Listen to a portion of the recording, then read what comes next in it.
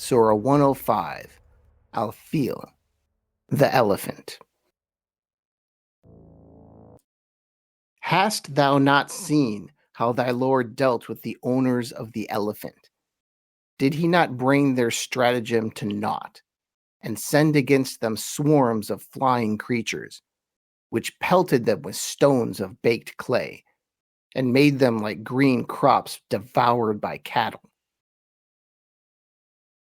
And now the Arabic, as recited by Saad al-Ghamdi. بسم الله الرحمن الرحيم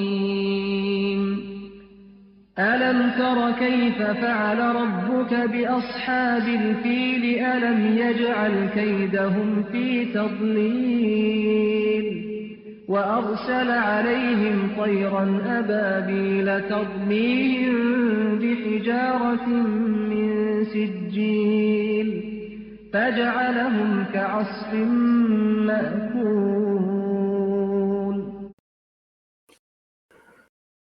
Now, in the last Quran episode, when we were talking about Surah 106, I went pretty deep into the Arabic, showing the art of the Arabic and of a certain English translator who is very good with the Arabic.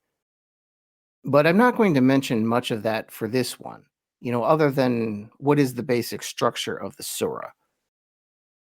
Now, at least in my opinion, this surah is a poem with a good structure, meter, and rhyme.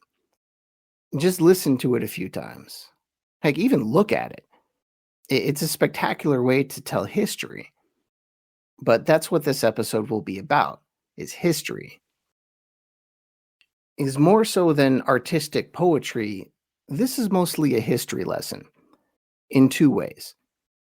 One, it's a history lesson in the conventional sense, relaying a certain piece of history, but in another way, the second way, it's also a historical story that teaches a lesson. And that lesson is rather obvious, and it's a warning to the pagan powers that be.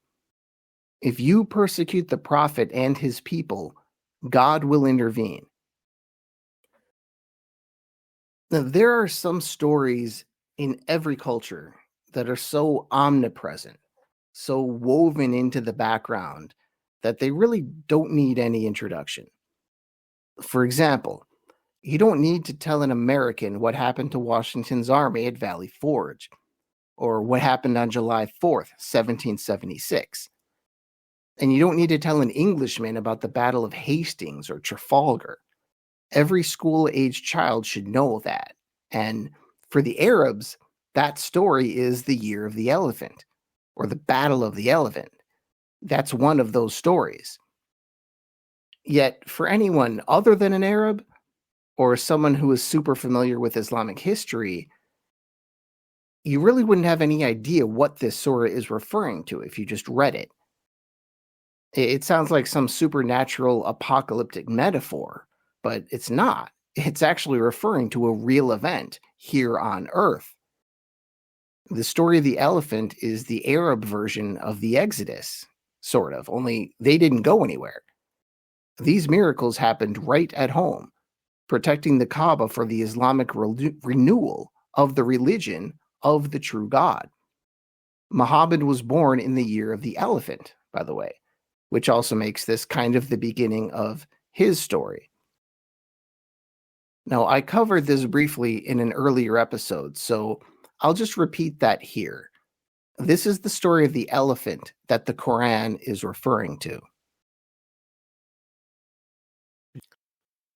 Long after Abraham and Isaac built the Kaaba, per Islamic belief, and Mecca had become a wicked city of pagans, Mecca remained a holy place.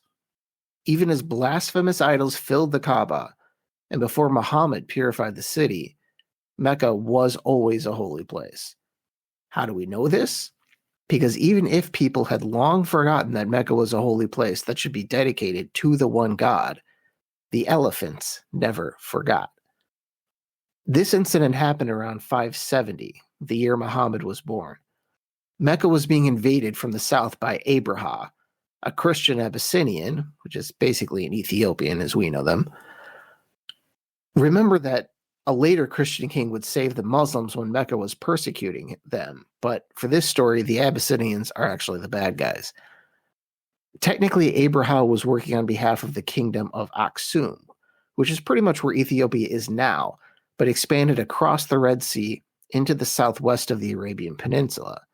If the name Aksum sounds familiar, legend has it that that is the city that holds the Ark of the Covenant somewhere in a local church.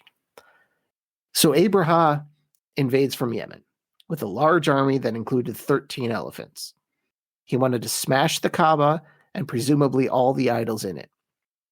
One thing that makes this story fascinating is that Muslim sources and later believers universally portray these invading Christians as the bad guys and the Meccans as the good guys. You got that? The alpha males of idol smashing, the Muslims, believe God was helping to shield a building full of idols from a monotheistic, non-idol worshipping king. Muhammad would basically do the exact same thing 50 years later, and God confirms he was on the Arabs' side in Surah 105 of the Quran. My guess is that the key difference between Abraham and Muhammad is that Abraham wanted to wreck the building itself. Muhammad only purified the inside of it. This story seems to establish that the Kaaba was always holy, regardless of what was happening inside of it. Still, this seems like much more of an Arab nationalist story than an Islamic one, and that's a distinction a secular Islamic scholar could probably make an entire book out of. Okay, so Mecca seemed doomed to fall, but remember that God's armies need not consist only of men. God drafted birds into the fight, conducting the world's first aerial bombardment as the avian soldiers dropped rocks on the invading army. But the bigger story was an elephant mutiny. They refused to move toward Mecca. The story focuses on one elephant in particular.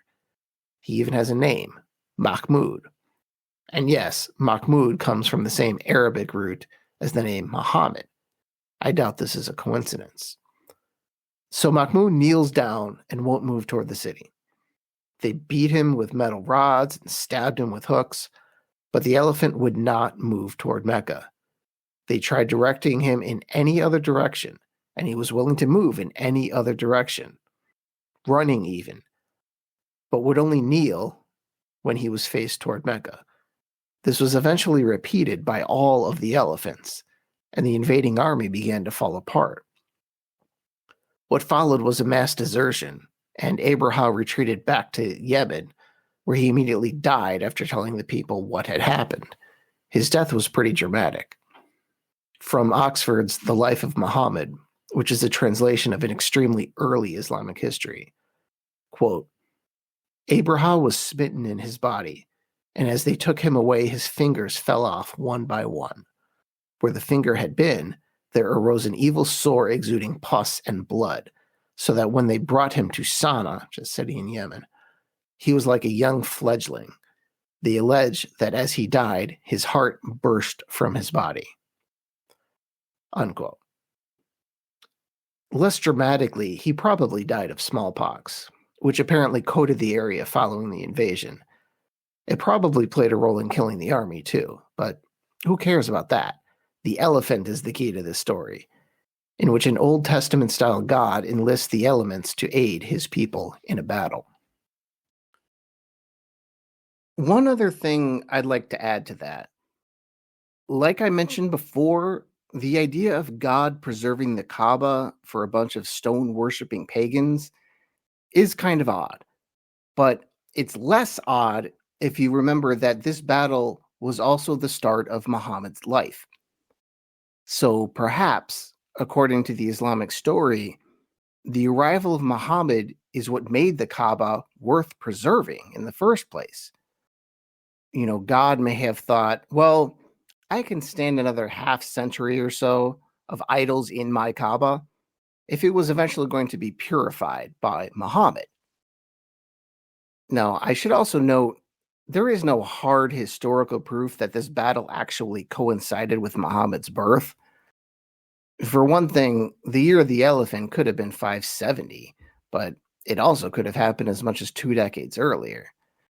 You know, and at the same time, we don't really know for certain precisely when Muhammad was born either. But really, honestly, just ignore all that. It's not important. This story is way too good to nitpick at the historicity of it. Kind of like the crossing of the Red Sea. Just imagine Charlton Heston raising his arms and just stand back in awe and enjoy it. You can do the same thing with this story. It's also a fun story because this is one of the elements of Islam that harkens back to the Old Testament archetype, an Old Testament type of story.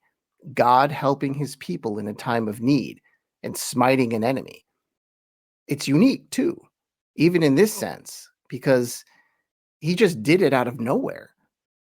God acted just out of the blue. Unlike in a Bible story where, somebody would probably pray for something or they would at least ask, or, that's not really a part of this story.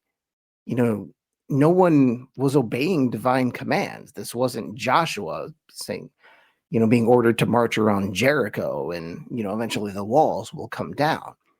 There wasn't anything like that.